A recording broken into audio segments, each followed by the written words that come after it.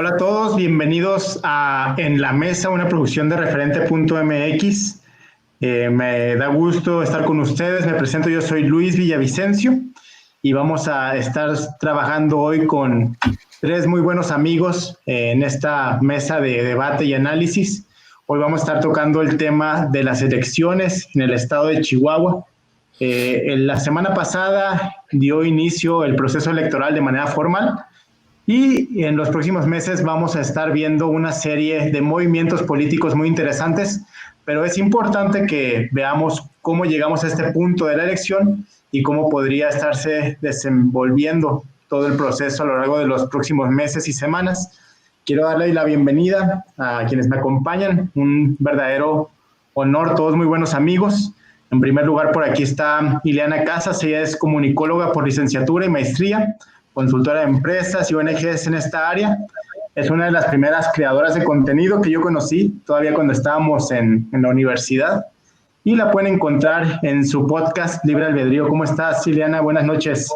Hola a todos, muy buenas noches. Muchas gracias por la invitación. Muy contenta de acompañarlos. Gracias. También nos acompaña Gustavo Alcalá, es abogado, especialista en Derecho Corporativo, es máster en Abogacía Internacional, catedrático del Tecnológico de Monterrey, tuitero y opinólogo, que dice que a veces habla en serio, pero es broma. ¿Qué tal, Gus? ¿Cómo estás? Hola a todos. Pues contento de estar aquí, agradecido por la invitación y esperando aportar algo. Muy bien, gracias. Y finalmente, Pedro Carrera, él es el director de contenidos de Referente.mx. Es un experimentado comunicador, se especializa sobre todo en temas de política y agenda pública. Y pues bueno, es un interesante cinéfilo y opinólogo. Pedro, muchas gracias por acompañarnos. No, pues gracias por invitarme a mi casa. No, gracias por la invitación a esta mesa. Muy contento de estar acá. Excelente, pues bueno, vamos a empezar con esto. Yo creo que no es ajeno para ustedes y que nos escuchan, que llegamos al inicio del proceso electoral con una elección que se antoja de dos fuerzas políticas o dos partidos, por un lado Morena y por otro lado el PAN. Curioso porque mientras Morena es partido de oposición en Chihuahua, pues el PAN es partido de oposición a nivel federal. Las últimas encuestas, ya llámese Massive Caller, Demoscopía, Mitofsky, la que ustedes gusten, ha estado manejando cifras muy parejas entre ambos partidos en cuestión de la marca e incluso entre sus mejores aspirantes tienen ahora sí que preferencias más o menos similares y no se podría decir a este momento de la elección quién sería el ganador.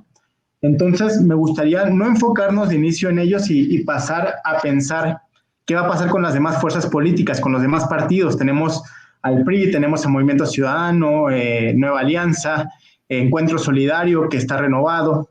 Me gustaría saber qué opinan ustedes. ¿Van a ser relevantes los partidos pequeños en esta elección? ¿Van a quedarse rezagados? ¿Cuál va a ser su papel? Si quieres, empezamos contigo, Ileana. Gracias. Primero que nada, ningún partido político puede considerarse como pequeño, chiquito. Todos hacen y juegan una parte bien importante en la elección. Si bien tenemos partidos nuevos, o bueno, partidos como renovados, por así decirlo, tenemos partidos que también ya han participado en otras elecciones y que mayormente lo han hecho en coalición con otros partidos políticos. Ahí es donde yo creo que está la clave de su participación, las coaliciones que van a generar, tanto por los votos que van a sumar a un mismo candidato, como los votos que van a buscar ellos para poder mantener sus registros y para poder entrar por la vía plurinominal. Entonces, sí creo que tienen una parte bien importante y no creo que deban dejar de tenerlos a la vista. Sí hay que seguirles el trazo porque sí creo que nos van a marcar muy bien el rumbo de la elección. Tiene razón en esto, Ileana. De hecho, pues han sido muy importantes los pequeños partidos, sobre todo, por ejemplo, en el Congreso del Estado, donde han sido el fiel de la balanza para decisiones importantes. Llegó, por ejemplo, Morena en la elección pasada de la mano de Encuentro Social y del PT. Sin embargo, en el Congreso del Estado no necesariamente han jugado con la agenda de la Cuarta Transformación. ¿Cómo crees tú, Gustavo, que van a jugar en las elecciones? ¿Se van a alinear hacia la Cuarta Transformación en un intento de mantener el proyecto andando a nivel nacional o van a jugar en el escenario local? Mira, yo sí creo, comparto lo que comentó Eliana, de la importancia de los partidos chicos, que les denominamos chicos porque a lo mejor no son tan grandes, efectivamente, pues no son chicos, porque también un registro de partido no es algo fácil de obtener, ni es algo sencillo. Representan a una parte de la población importante. Sin embargo, pues al final de cuentas, su rol en la política pues viene a jugar esos eslabones que a veces hace falta en las coaliciones para apoyar una u otra agenda. Y entonces yo creo que tanto ellos como los partidos, entre comillas, grandes, pues van a tener que ser cuidadosos en esas coaliciones o alianzas que a veces que no siempre es lo mismo, ¿no? Y como lo decías tú, a veces ya a la hora de estar conectado con la suya, cambian las posiciones y cambian las alianzas. Y yo creo que tanto los partidos grandes como los partidos chicos van a tener que ser cuidadosos en qué coalición presentan para precisamente enfocarse en el caso de Morena. Yo creo que sí, la intención de ellos va a ser, pues en el caso de Chihuahua, pues tratar de revertir un poco la percepción de la ciudadanía sobre algunos temas de la Cuarta Transformación, y creo que pues el tema de la consolidación, que me parece a mí que es la segunda parte o lo que viene para el siguiente periodo de lo que es este primer sexenio, de lo que aparentemente es un proceso más grande. Es bien interesante lo que comentas, Gus, sobre todo porque tenemos algunos partidos que podrían ser un poco más problemáticos que otros en las alianzas, ¿no? Tenemos el claro ejemplo del Revolucionario Institucional, que, bueno, aquí tiene una marca específica en el estado de Chihuahua, y sin embargo se ha estado mencionando a nivel nacional que ha habido acercamientos a través de las dirigencias nacionales de Alito con Morena. Se ha hablado de algunos llamados, incluso desde el PAN o desde la oposición, hacia hacer alianzas de facto con el PRI y con los demás partidos. Sin embargo, podría ser un poco problemático una alianza de cualquier tipo con el PRI. Pedro, ¿tú crees que se va a aliar el PRI con alguna de estas dos fuerzas? ¿Con quién? ¿Con quién debería? ¿Lo van a dejar? Creo que es bien interesante el papel que pueda tomar el PRI en las siguientes elecciones, porque no solamente sumará en la cuestión de la experiencia a nivel de despliegue territorial, que sabemos que el PRI sabe hacerlo muy bien, y como nadie, creo, de los partidos, pero también creo que la figura del PRI puede hacer de crecer a una estrategia rumbo a la gobernatura, porque al final de cuentas la mancha que tiene el PRI en la actualidad pues es bastante grande, y si bien puedes sumarte experiencia, también habrá un sector de la sociedad que señalará y apuntará el por qué te estás aliando a un partido como lo es el PRI. Y por el otro lado, hablando de los partidos chiquitos que hablábamos hace un momento, creo que también es importante cómo se van a terminar, por ejemplo, el hoy Encuentro Solidario. Pues si salía a Morena, al final de cuentas, también le da como esta oportunidad de hablarle a un público distinto al que Morena le puede hablar, porque si bien el PT, si bien Morena tienen una línea ideológica similar, el Encuentro Solidario sí tiene más esta línea de provida, de más acerca hacia la religión, y ahí es donde me parece que puede extender en las audiencias y en el sector votante por parte de Morena. Yo creo que va a ser importante también esto, Pedro, sobre todo cuando se ha medido en elecciones anteriores, por ejemplo, en la elección anterior en Estado de México, la gubernatura, realmente la agenda de derecha o pro vida marcó la posibilidad de ganar del actual gobernador del Estado de México. Pero mencionabas antes de eso, hablabas de las estructuras del PRI y su capacidad de movilización, y yo en este momento no me queda muy claro si sigue teniendo esa capacidad de movilizar estructuras. Sabemos que durante los últimos meses han ido uno por uno saliendo algunos operadores del Partido Revolucionario Institucional de sus filas de manera oficial o de manera extraoficial. Se han visto sentados a la mesa con otros actores políticos. Podemos hablar, por ejemplo, de Patricio Martínez, una foto con Rafael Espino. Podemos hablar de la estructura que tenía en su momento Marco Adán Quesada, que estuvo cercano en algún momento a Armando Cavada, a Alfredo Lozoya, el alcalde de Parral. Entonces, ¿realmente tiene el PRI algo con qué acercarse a a cualquier otro partido, Gustavo? Mira, yo creo que sí. El PRI, al final de cuentas, pues como bien dicen, en esta democracia, en este país, todos llevamos un pequeño priista dentro, nos crecimos con eso. Eso sí, ¿no? Crecimos con eso, crecimos con ese régimen, crecimos con esa manera de hacer política. Algunos partidos la acabaron imitando, decimos que todos, y al final de cuentas, yo creo que nunca se debe subestimar por muy golpeado que esté o por muy tóxico que lo podamos considerar una estructura como la del PRI, no se debe subestimar. Eso sería lo que yo pensaría, ¿verdad? Entonces, pues la verdad es que sí estoy de acuerdo con lo que comentaba Pedro, el PRI tiene esa mancha, precisamente esa herencia que nos ha dejado, pues también nos ha trastocado y a nosotros nos ha lastimado, pero no ha lastimado la democracia, pues, la ciudadanía. Pero subestimarlo yo lo vería, digo, no creo que sea el momento de darlos por muertos. Porque ya han tenido historias de regreso, ¿no? Nos dábamos por muertos después del 2000, y no, de repente surgió el nuevo PRI y arrasó en su momento de nueva cuenta con las elecciones a nivel nacional. Fue un fenómeno que yo creo que pocos esperaban y nos sorprendió a muchos. Ahorita que hacías este símil, Gustavo, doloroso, pero yo creo que acertado en mucho sentido de que todos tenemos un priista dentro, es probable que sí. Entonces me iría a otra pregunta que a mí se me hace muy interesante. Por ejemplo, un factor importante para la elección anterior a gobernador, cuando gana Javier Corral la elección en el estado de Chihuahua, es justamente el lastre que significó César Duarte ya en ese momento para el priismo.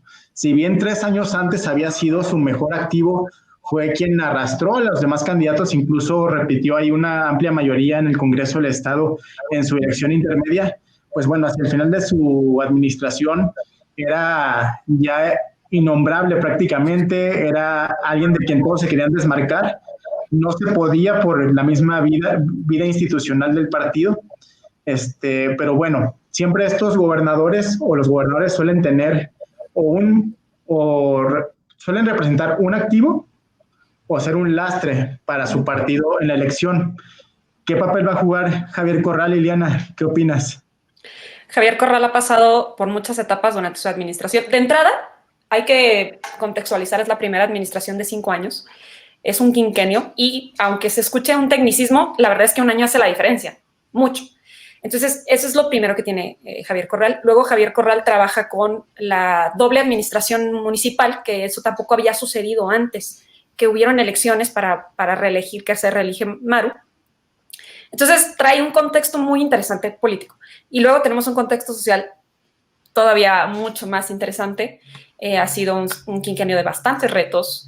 Y digo, empezando por cuestiones como la pandemia, como la cuestión que se está viviendo ahorita con el agua, y también con la bandera con la que él siempre ha navegado, que es de meter a la cárcel a César Duarte, todos estos objetivos que él se ha puesto, que no sé si han sido objetivos a su favor o cosas que han tenido en contra, pero aparte todas estas situaciones sociales sí van a tener mucho impacto, porque no solamente es la percepción que la gente tiene del partido para el que va a votar, sino de cómo va a actuar la misma gente del PAN para limitar esa visión o esas cosas que vienen cargando de este quinquenio y cómo intervienen ahorita los que quieren perseguir un puesto que están dentro del PAN para limpiar eso. O sea, a mí se me hace muy interesante qué están haciendo todos esos actores políticos ahorita para no seguir con las mismas cosas negativas que trae Javier Corral y quedarse solamente con lo positivo. Es importante que hay varios temas que se van a quedar pendientes, o bueno, ahorita todavía hay incertidumbre acerca de qué va a pasar con César Duarte, si va a regresar a México a tiempo para tener su proceso penal en México antes de que sea el proceso electoral. Eso podría tener un gran impacto. Tenemos, como bien dices, el tema de las presas, donde probablemente a muchos se les antoja que ha jugado un papel indefinido, por lo menos lo jugó durante varias semanas y esto no lo logró posicionar. Sin embargo, por otro lado, también tenemos que se ha convertido en el gobernador que representa mayor oposición en este momento a Andrés Manuel López Obrador. Y hace poco veíamos una encuesta que nos hablaba de que Chihuahua es uno de los estados, o probablemente el estado, que mayor aversión tiene hacia la figura del presidente en este momento, seguramente por el tema de las presas. Entonces, estamos en un punto de inflexión donde, por un lado, trae agenda complicada, por los que ya mencionamos, incluso la misma deuda pública, yo creo que se va a convertir en un tema que podría complicarse para el gobernador hacia el final de su administración. Y por el otro tenemos que va a empezar a representar probablemente este papel de un político de oposición al régimen de la 4T que está levantando, como está pues empezando poco a poco probablemente a conglomerar de manera extraña a las oposiciones. ¿Tú qué opinas en este sentido, Pedro? Creo que el papel del gobernador será, como lo dice Eliana, bien importante, sobre todo, sí en la manera activa que pueda ofrecer, sobre todo al interior del partido. Vemos una disputa que se ha venido colocando desde hace ya varios meses, desde que se estaba tratando de instaurar la reforma político-electoral, y que ahí al final se rompen los dos grupos, y está en la espera de saber a qué grupo va a apoyar el gobernador. Ya está muy cantado ese tiro. ¿Hablas de los grupos internos del PAN? Efectivamente, okay. tanto el de Gustavo Madero como el de Maru, pero justamente me llama mucho la atención lo que dice Eliana, porque al final de cuentas también hay que ver cómo van a plantear una posible campaña estos dos personajes, porque es bien cierto que la figura del gobernador no necesariamente ha encantado a toda la ciudadanía chihuahuense. Hay bastante crítica en contra del gobernador, y por ejemplo no vemos, al menos yo no me imagino a un Gustavo Madero criticando o hablando en contra de los errores que se hicieron a través de este gobierno en el cual él mismo participó. Entonces creo que será importante ver cómo se plantea la campaña de cara a lo que será el año que entra, porque si bien se tratará de hablar de una continuidad, pues también tendrá que ser críticos hacia la administración que ofreció Javier Corral.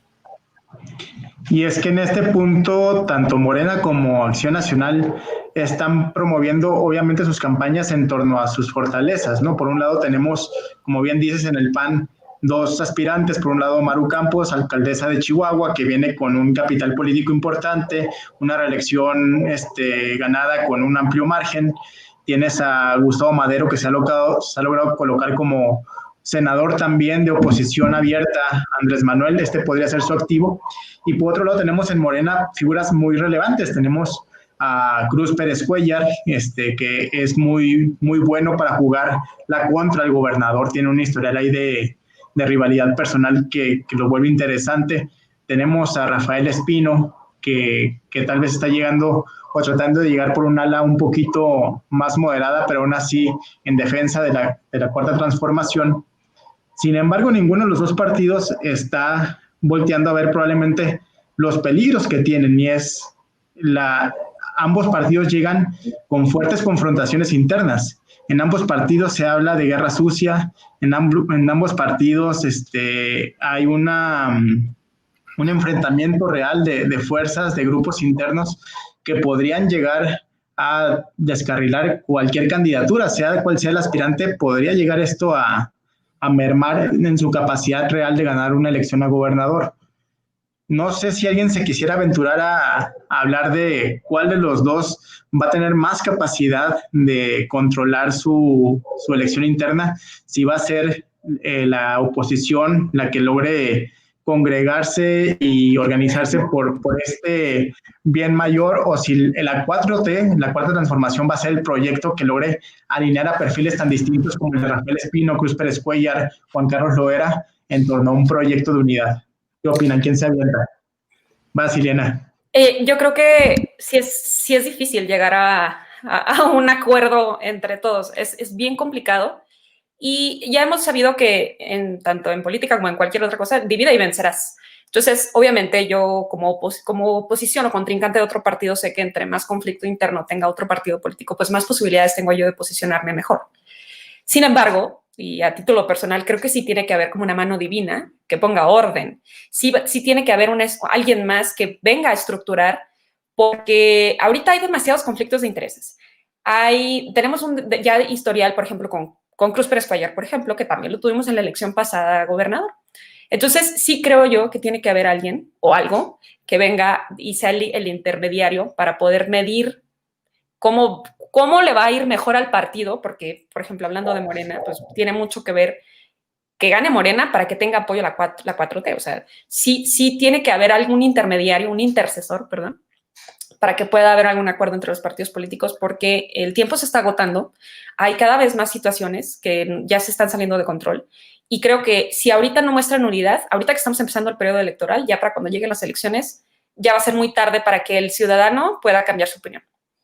Pero ¿quién va a venir? Digo, yo creo que todos pensaríamos con este priista que todos llevamos dentro, que dice Gustavo, que debería ser el presidente, ¿no? O sea, es a lo que estamos acostumbrados, que el presidente daría su aprobación a algún aspirante de Morena, que no necesariamente funciona. Ya lo vimos también en el caso de Calderón con Vicente Fox, que de hecho la fórmula de Felipe Calderón fue desmarcarse del presidente, ser el hijo desobediente, y eso fue lo que le dio cierta ventaja hacia el interior del PAN. Tenemos a muchos que se les antojaría que fuera Andrés Manuel López Obrador quien dijera, este es el candidato porque es quien mejor representa a la cuarta transformación. Sin embargo, yo no he visto al presidente en una dinámica de partido. De hecho, al contrario, ha intentado desmarcarse. Lo estamos viendo en la elección interna de Morena en estos momentos para elegir a su dirigente nacional, donde todos se promueven como el mayor defensor de la 4T y quien se pondría pecho en alto frente al presidente para parar cualquier bala de la oposición y del Frena. Pero entonces, si no es el presidente, ¿quién va a poder poner orden? Y si no ponen orden, ¿qué va a suceder con Morena? Gustavo. Pues mira, al final de cuentas, yo veo bastante positiva esa posición del presidente, porque al final de cuentas, en primer lugar, no es su función, aunque siempre esa mano divina, como decía Eliana, pues ayudaría mucho a que se pusiera. Nos gusta que digamos que no. ¿Perdón? Nos gusta esa mano divina, aunque digamos que no. Pues sí, pienso que hasta cierto punto no hemos vivido sin esa mano divina. Y entonces el tema de que nos liberen o nos dejen libres, órale, escojan, ¿no? Escoja militancia o escoja ciudadanía en general, porque pues el tema de la encuesta abierta también pues, es una estrategia a todas luces electoral, ¿verdad? Y la idea de que nos digan, órale, pónganse de acuerdo, ¿verdad? Entonces nos va a forzar, esa dinámica nos tiene que forzar a ponernos de acuerdo, porque los plazos van a llegar y porque las obligaciones se van, o sea, vamos a tener que cumplir con obligaciones electorales, van a tener que cumplir esos plazos para designar candidatos, para iniciar campañas, para designar coordinadores, etcétera, etcétera, toda la negociación que hay detrás de una campaña. Entonces, a lo mejor va a estar raspada la gente, va a salir mucha gente raspada y el proceso va a ser complicado. Pero al final de cuentas yo creo que, como de todo, pues tanto a lo mejor los partidos no tanto, pero la democracia en sí se puede llegar a fortalecer si nos vemos forzados a ponernos de acuerdo. Entonces, pero no les saques. Es un ejercicio interesante que a lo mejor no hemos vivido. No le saques. Vamos contestando. Va a haber capacidad en Morena o en el PAN, o sea, en cualquiera de los dos o en los dos, para poder maniobrar con esta lucha interna, porque en ninguno de los dos veo un liderazgo capaz de venir y poner orden, y tampoco veo mucha claridad en las ideas, ni siquiera de la cuarta transformación como de la oposición, tampoco hay una idea clara de qué es lo que se está defendiendo. Entonces, va a pesar ahí la experiencia en la vida partidista de décadas atrás, va a pesar más el priista que todos llevan dentro. ¿Qué opinas, Gus? No te me vayas sin responderme, y prepárate tú, Pedro, porque también vas a tener que contestar. Mira, yo algo que yo veo como uno de los principales problemas es que nadie, ni siquiera muchos de los mismos actores de la 4T, entiende exactamente qué es la 4T, ni siquiera sobre eso nos hemos puesto de acuerdo. ¿Qué representa? ¿Qué es lo que efectivamente va a cambiar? Y si representa un movimiento de una persona, como muchos dicen, o es realmente un movimiento social donde nosotros los ciudadanos estamos impulsando a deshacernos de lastres de la corrupción y etcétera, ¿no? Entonces, mientras no tengamos eso bien claro, yo creo que sí hay falta ahí de conceptualización y de claridad respecto de qué es lo que tenemos que cambiar, va a ser muy difícil entender cuál de los candidatos es el que mejor representa eso, porque no sabemos qué es exactamente eso, ¿no? Y incluso para la oposición va a pasar algo muy similar, porque si no sabes a qué te estás enfrentando, pues realmente con qué le respondes, ¿no? Entonces, yo creo que desde la oposición, y lo que yo siempre les recomiendo a las personas que están en contra de la 4T por estar en contra, es pues que hay que definir qué es lo que es la oposición, ¿no? Si la 4T no se define, pues definan ustedes sus propuestas, ¿no? Entonces, pues yo creo que ese es el punto al final de cuentas, y los ciudadanos lo percibimos también. Cuando hay falta de claridad entre los mismos actores políticos, pues hay muchísima confusión para el ciudadano, ¿no? Entonces, elegir es lo difícil. Bueno, te lograste salir con la tuya, le diste vueltas al tema, Gus. Vamos a ver qué dice Pedro Carrera. A ver, Pedro, ¿tú qué opinas? ¿Va a poder el PAN lidiar con la elección interna sin hacerse trizas y perder su capital político?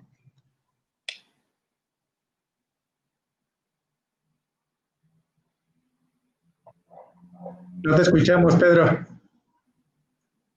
¿Ya me escuchan? Ya. Adelante. Bueno, ok. Yo creo que la función o el reto al que se enfrenta el PAN va a ser bien complicado, porque no solamente se va a tratar de definir al candidato que vaya a ir a competir en la elección, sino que creo que también tendría que hacerse un replanteamiento de agenda y tocar temas que hoy la Cuarta Transformación ha dejado fuera. Y me explico. Hay sectores vulnerables que veían una esperanza en la figura de Andrés Manuel López Obrador. Hablemos específicamente de las víctimas y de las mujeres. Entonces creo que ahí es donde el PAN, más allá de la figura a la que finalmente logre definir, sí tendrá que hacer un replanteamiento de su agenda y ver cómo atiende a estas personas que hoy por hoy necesitan y están pidiendo ayuda ante una cuarta transformación que no les ha dado la cara y que al contrario ha reprimido. Y hemos visto los movimientos de mujeres en los últimos días, cómo ha sido el comportamiento del gobierno federal. Entonces creo que tendrá que replantearse eso y a partir de ahí podrá sí hacer un llamado y una verdadera oposición, lejos del argumento facilón y de esta crítica que se hace todos los días a la mañanera, pero que poco sirve para la construcción de una propuesta partidaria como la que tendría que ofrecer el PAN. Órale, duro y a la cabeza, Pedro. Bien ahí, me gustó tu respuesta. Y pues bueno, en no creo yo personalmente, o veo todavía un poquito débil a la oposición en la capacidad de absorber o de generar alguna respuesta a grupos que se sienten todavía poco representados por el gobierno de la Cuarta Transformación, que tal vez habían puesto esperanzas legítimas en este cambio que habla Gustavo, que yo creo que muchos anhelaban y muchos seguimos anhelando en cuestión de una reestructuración del sistema político mexicano que logre ser más inclusivo, que logre ser más eficiente, que logre un avance democrático o una reconstrucción de la democracia para ser más responsiva a la agenda actual. Habrá que ver si esto sucede. Por lo pronto, en el escenario local se antoja un tanto complicado, pero también estamos viendo una sociedad como poco ágil para moverse. Digo, hay mucho ajetreo en la opinión pública, o mucho encono dentro de los círculos que se llama círculo rojo, que son los que nos gusta estar atentos a la agenda pública. Pero, por ejemplo, hasta ahora yo no he detectado que el tema de las presas en Chihuahua esté significando un retroceso real hasta hoy. Habrá que ver encuestas que se publiquen sobre el mes de septiembre, probablemente un poco más adelante en el mes de octubre, si hay realmente un impacto del conflicto en las presas en contra de la Cuarta Transformación y que pudiera capitalizar la oposición si es que logra capitalizarlo, ¿no? ¿Quién le entra? A ver, Ileana, adelante. Mira, la verdad es que hablando del aspecto social, los hechos, aunque sean muy impactantes y se puedan considerar trascendentes, digamos, en el consciente social suelen ser efímeros y a la gente se le puede llegar a olvidar. Y es que para olvidar nos podemos distraer con muy poquito. De aquí a las elecciones, me atrevo a decir un año, yo sé que son menos meses, pero me atrevo a decir un año. En ese tiempo pueden pasar muchísimas cosas y adelantándome un poco y tomando como mucho historial de lo que ha sucedido en la historia de Chihuahua y en la historia de México, me atrevo a pensar que efectivamente no va a tener un impacto tan profundo. Si se prolongara muchísimo, tal vez. Pero si llegáramos a ver una respuesta, una resolución de corto o mediano plazo, no creo que vaya a tener un impacto realmente, o que le vaya a restar al PAN. Como dices tú, está capitalizando la oposición este conflicto. Para mí no lo está haciendo, o al menos yo no he visto que realmente lo haga. Y adelantándome, sí puedo decir que no le va a afectar tanto. Acuérdense que mucho de lo que la gente recuerda es lo que ve en medios y es bien importante, y no me quiero ver así como muy comunicóloga, pero es bien importante ver el trato que le han dado los medios de comunicación a este y a otros conflictos, porque es a través de ellos de cómo la gente no pierde la memoria, pues, o tiene en la mente lo que es importante. Y si lo dejamos de ver o lo dejamos de escuchar o dejamos de tener la información realmente pura, la gente lo empieza a olvidar. Entonces, me atrevo a decir que no tendrá un impacto tan grande como lo podríamos ver en el resultado de la elección, como hemos visto muchísimos problemas que uno piensa, por esto va a perder, y realmente no es así. La gente se queda con lo muy reciente y yo me atrevo a pensar que de aquí a la elección todavía pueden pasar muchísimas cosas. Pues bueno, muy interesante porque sí, efectivamente el papel de los medios va a ser relevante en ese sentido. Fue relevante tal vez en el tema de la pandemia, en el manejo de la pandemia, que ahí sí tuvimos un descalabro a la imagen de Andrés Manuel López Obrador, que sin embargo se está recuperando.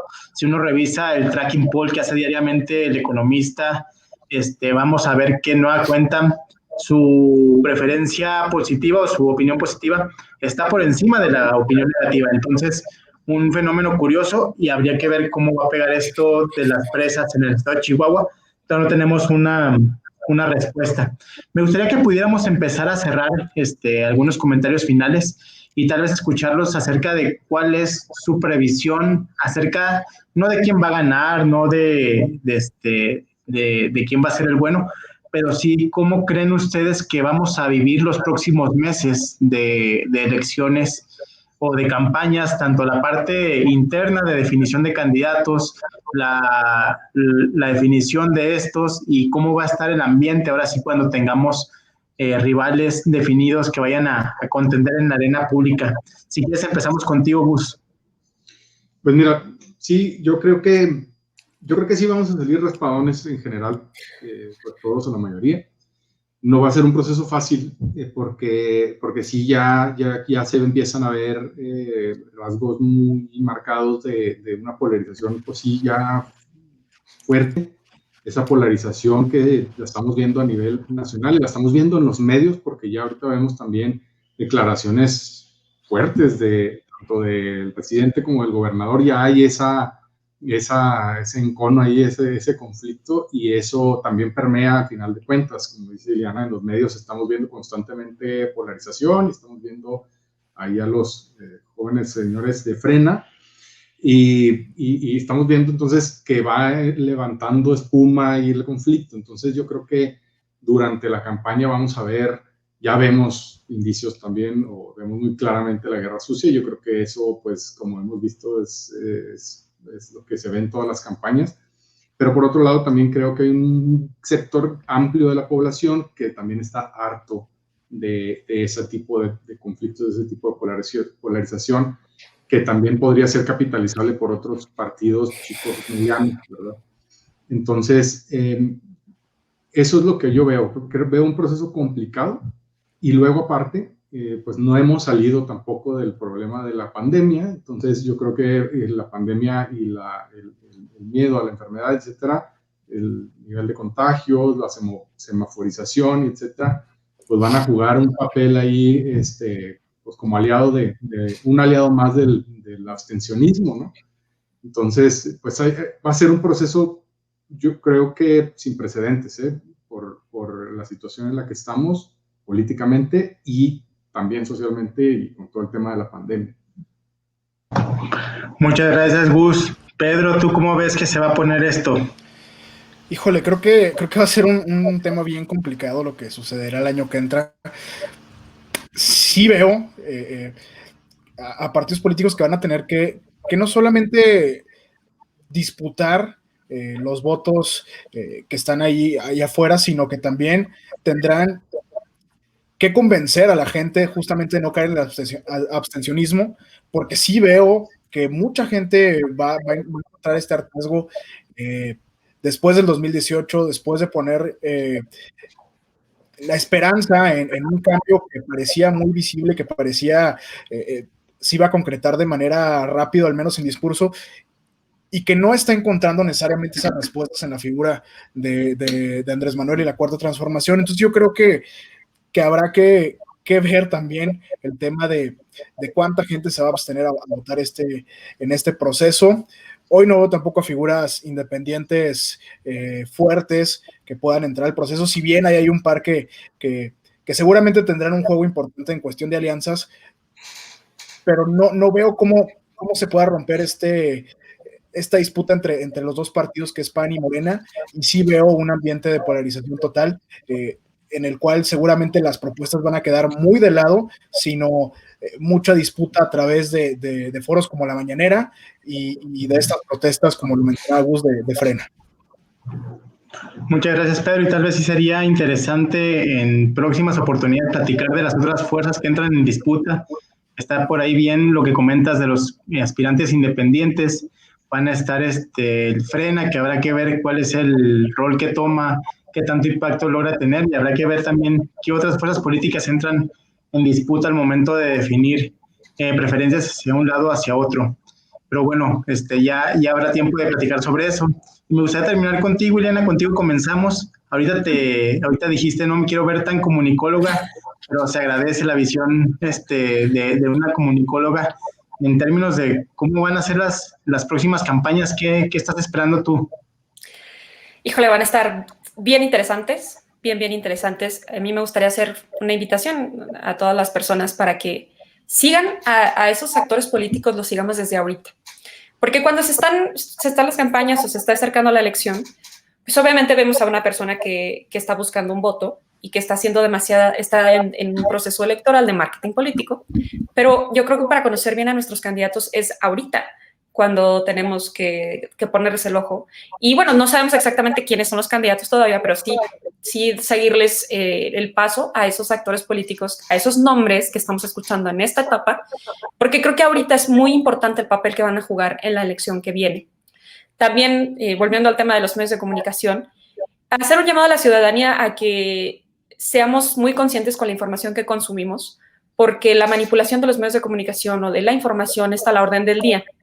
Y creo que los medios siempre van a jugar un papel importantísimo en la percepción que tenemos de nuestros gobernantes, de nuestra realidad y de lo que podemos aspirar. Les voy a poner un ejemplo, ahorita que mencionaba respecto, Gustavo, lo de la pandemia.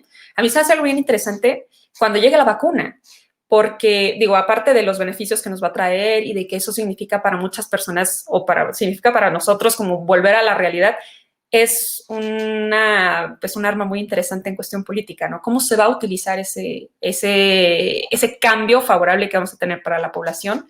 ¿Cómo va a impactar en el electorado? Porque yo sí creo que va a tener un impacto considerable.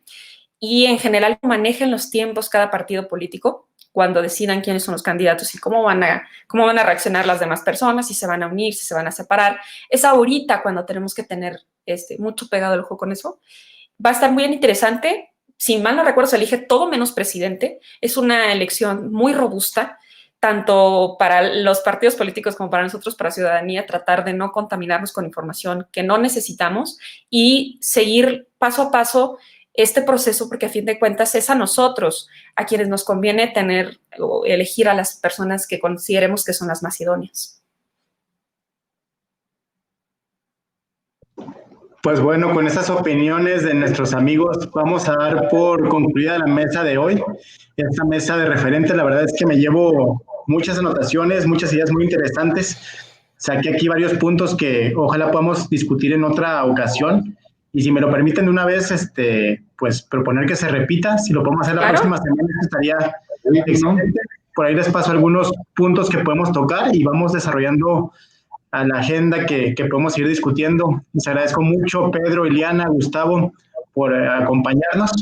Y a todos los que nos escuchan, los que nos siguen en referente.mx, pues estén atentos de esta mesa de referente.mx. Un agradecimiento especial a Nacho Medina en los controles. Y nos seguimos viendo por aquí. Estén muy bien, cuídense. Yo soy Luis Villavicencio. Hasta luego. Un gusto. Bye. Hasta luego, Bye. muchas gracias.